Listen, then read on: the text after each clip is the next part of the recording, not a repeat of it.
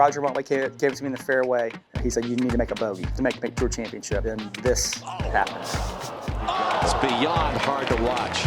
I was so mad at him for this. Shot of the year. I'm Brandt Snedeker, and this is In Between Shots.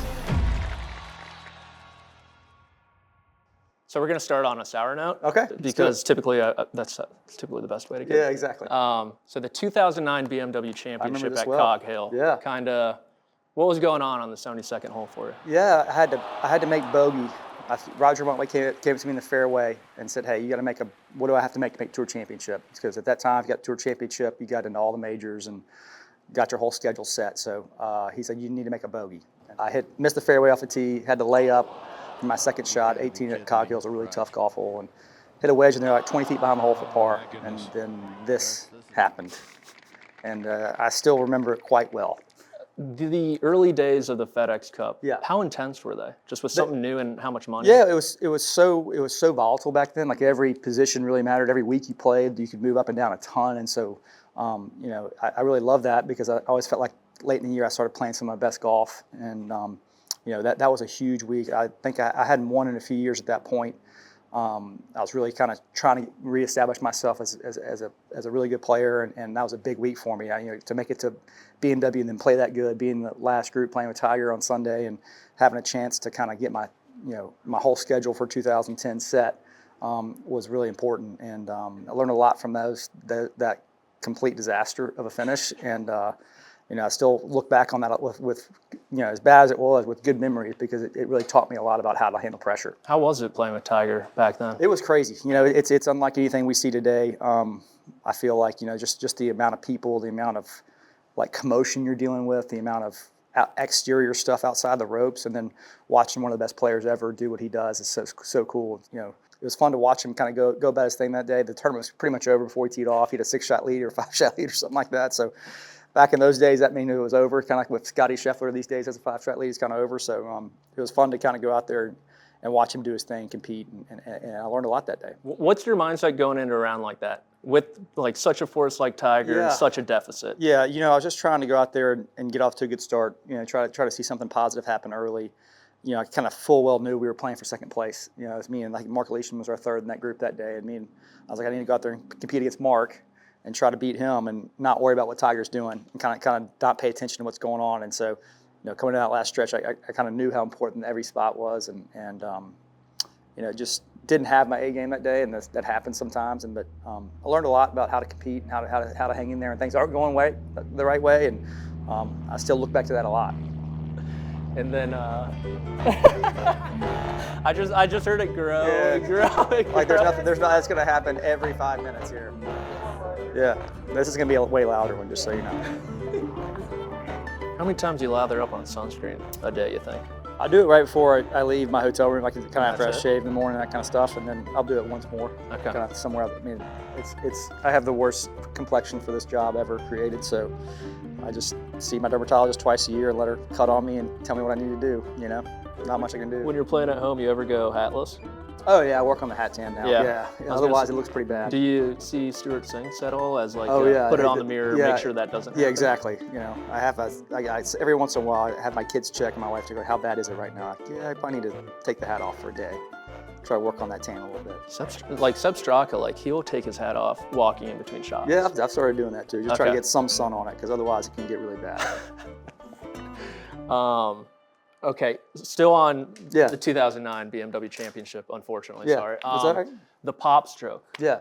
Where did that kind of originate from for you? Yeah, it was, I grew up in Nashville, Tennessee, kind of playing the public golf courses around there, and the greens were just real slow. And so I kind of always had a fast tempo with everything I did, and I always had a natural feel for it, kind of a way to putt. And luckily, I had some great teachers in my life who didn't mess with it. They kind of said, this is the way you do it, I don't want to switch with it, and just kind of honed it and made it my own, and never really tried to change it too much. And it's definitely unique. I wouldn't recommend it for everybody, but it's always worked for me. Yeah, are you curious why you don't see more guys or really? Yeah, I tell people all the time, if you're struggling with your putting, it's a different way of doing it. Yeah.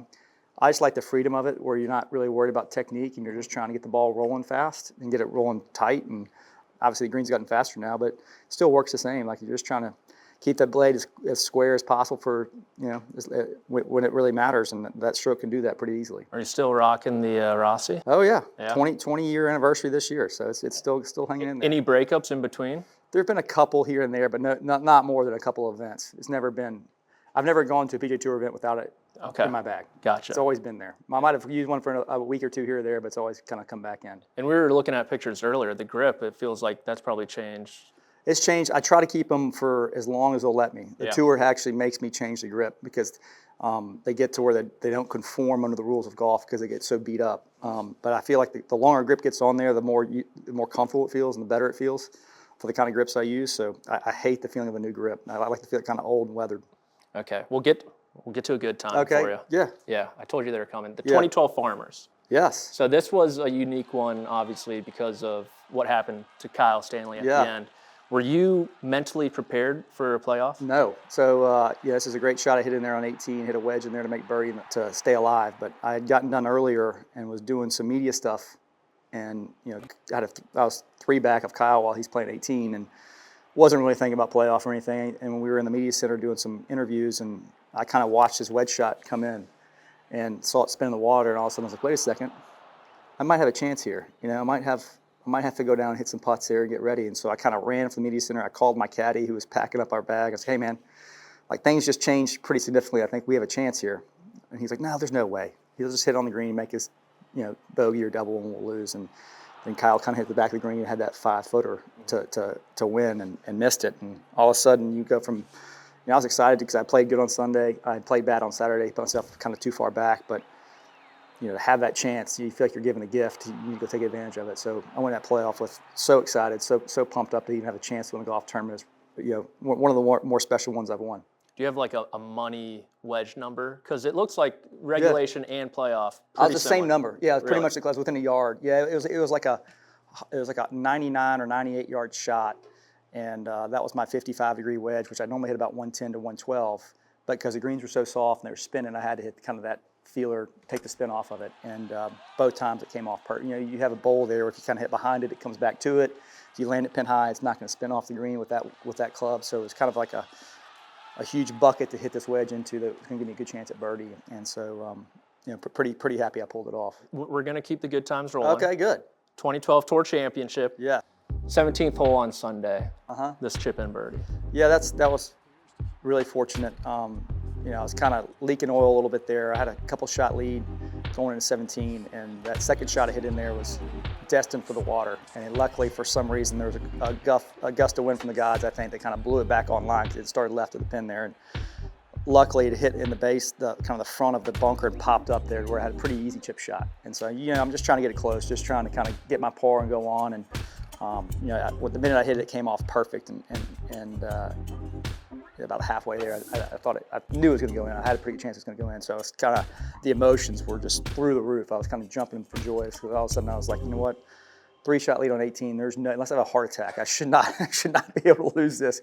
A lot better to have a 2-shot lead going in there. And so, really cool moment. It's really tough to kind of get myself under control walking to that 18th tee after that. And then that golf course you grew up on, was it Bermuda? It was, yeah. Do you have any tips, tricks, of chipping on Bermuda? Because it feels like to me, guys who grow up on Bermuda have a little bit of an edge. Yeah, it's really tough. Bermuda's grainy, right? So if you get down grain chipping, it's really easy to do because the club kind of slides through. When you get into the grain, it's really, really hard. Most people get too steep trying to make sure they get ball first, and it sticks it in the ground. And if you don't hit it just perfect, you chunk them and leave them in your feet, or you blade them. The hardest thing to do on Bermuda is making sure that you stay shallow. So you don't want to have, you think of chipping, you don't want to have a V swing in a chip. You want to have more of a long U on the bottom. So like the closer you get the club to the ground and kind of keep it moving along that, you're not steep, so you're never digging, and you're kind of sliding across the top of it so you can make decent contact. It's also understanding, like, when you get into the grain on Bermuda, like, you're not going to hit the spinners that come off low that look really cool. Yeah. Like, they're all going to come off kind of high, and knuckly, not a lot of spin on them, so you kind of have to play a different shot. But, it's just definitely, even as I've gotten older, it's not as easy as it used to be. My hands probably aren't as good as they used to be, so I feel everybody's pain when you get those tight lies in Bermuda with the grain into you. But there's definitely a technique you need to use that's a little bit different. And then, arguably, the round of your career, we're going to go to the 16 Farmers, actually. We scoured the internet looking for footage. Uh-huh. I don't think people want to know how good you played that day, that Sunday. How crazy was that day with the wind? You beat the field average by 9, I believe. Yeah. Is that I know you. Yeah, it's one of my best rounds I've ever played. Yeah. Yeah, I've had some really cool rounds in my career where I've played. You know, I was never afraid to go low and never afraid to shoot a low number. But to shoot 69 that day was. I remember my caddy Scotty Vail did a great job. We walked out of I think I was 6 back going into the day. I'd been playing great golf the previous weeks, but just hadn't played great that week. And he walked out and it was raining and blowing at 6 a.m. that morning. And he goes, "Hey man, it's 70 and sunny all day today."